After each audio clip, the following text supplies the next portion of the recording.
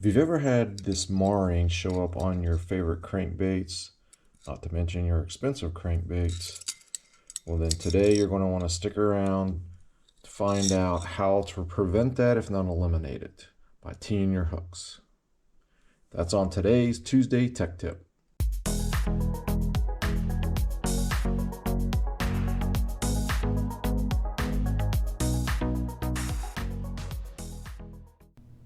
So today we're going to be talking about how to tee a hook. And some of the tools that you'll need will be a good set of channel locks, some lineman's pliers, safety glasses, the different types of hooks that you want to tee, and then also gloves, safety gloves. So let's talk a little bit about the pros and cons of teeing your hooks. Some of the pros are that it keeps the bait from wearing.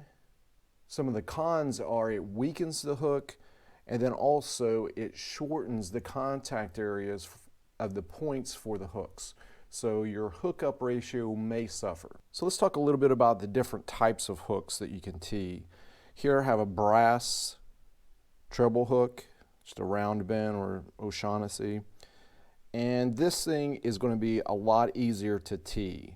When you have these nickel ones that are like 3 and 4X, these are going to maybe break on you because they're so dense. So I typically like to only do the brass ones. If I see these, especially the really thick ones, I just kind of shy away from those. But if they're not, and if they're not the 2, 3, 4X, then I'll try to do it. If I break a couple, then I just say, well, that ain't going to work. So how you tee your hooks is going to depend on the bait that you're using. I've got two different types of baits here. This is a B&N and this is a Believer. Now you can see on this Believer there is some hook rash there already starting up, so we'd like to tee that. And the reason why is when this thing is running through the water, or if you cast it, this hook will just rub back and forth against the finish, and it's usually on one side, seems to be. So we're going to try to prevent that. Now if you notice on this one, the hook hangers are running this way, and on the B&M they're running this way. So that's going to change up the way you tee your hooks. For the Believer, the hook is going to hang off the hanger like this. The eyelet is in line with the hook hanger.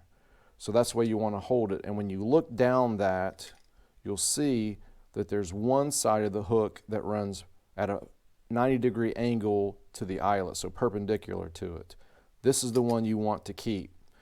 Then you want to drop this down, and then this one will be the hook side that you're going to bend so that it's in a line with this hook here. So you can see this one sticks out because there's the eyelet, and the eyelet's going to be in line with the hook hanger.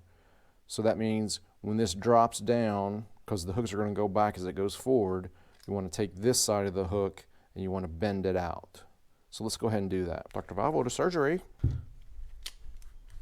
Okay, the first thing I like to do is I like to hold my bait in the right way, grab this one. I do it in my right hand here for now because I'm right-handed. Then I'm going to grab this, and what I want to do is, if you look at this channel lock, it's way gapped. So I'm going to just turn this down to where they're just almost ready to touch. So right about there. Open it up, and then I'm going to grab the base of the hook and clamp that down. Come on, baby, get on there. Here we go. Now I'm going to lock that down. Now I had this as my guide, so I'm going to bend this one this way. So I'm going to hold this. I want to make sure I have clearance here. I don't want to be pulling that along the base of the channel locks. Then I'm going to grab it like this, nice and firm, and with a slow, steady pull, I want to pull that up. And what I want to do is I want to go just a little bit past where it should be, and then let go and make sure that that's in a line. As you can see, that's in a line. Now if you look at that front hook, it's still bent at this kind of angle, 45 maybe. So we're going to grab it And we're going to bend it again just a little bit past where it should. Let go, and there we go. Now it's teed up. Now you can, if you look here, these are perfectly straight going down.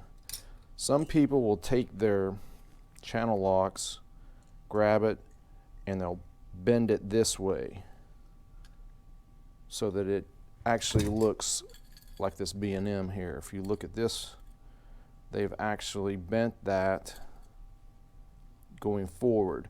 Now what that does is when this thing rolls, when the hook rolls, you're less likely to get it marring up your bait. The problem is, that's the contact point of that. If you look at a regular hook, look at the difference. I'll get one that's a little bit more same size. We've got a much bigger contact area between these hooks as you do these hooks. So that is one of the downsides to doing this. Now it does help prevent somewhat you from marring. As you can see, these have been teed since the beginning, and I still have some markings here. Okay, so I kind of shy away from turning those on out. I don't like that. I'll go ahead and do this, and then if it scratches it a bit, that will prevent. Now see, when I drop that bait down, now it lays perfectly along the belly of the bait. And now that will prevent some of that rubbing. Then you just want to repeat the process for this one. Down here, same thing, hold that up, find your perpendicular side, bend this one up, bend this one over.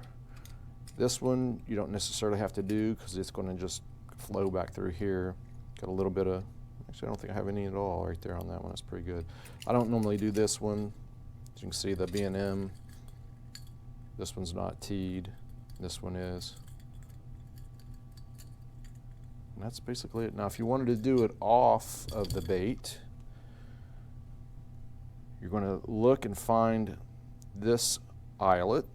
This is going to be the one that's perpendicular, so you can bend this one this way. So I put my finger on this. I know I'm going to do that one. I'm going to clamp that down. Still have this in my left hand. I know I'm going to bend this one out, so I'm going to grab it. Okay. We're going to bend that out, go a little past, let it come back. That looks pretty decent. Let's turn that just a tad. There we go. Now we're going to take this, we'll bend it past to the left, just a bit past, and it's perfect. Now we got a teed hook. That's all there is to it. Thanks for watching. Please like, share, subscribe, help me grow my channel, and we'll see you on the next one.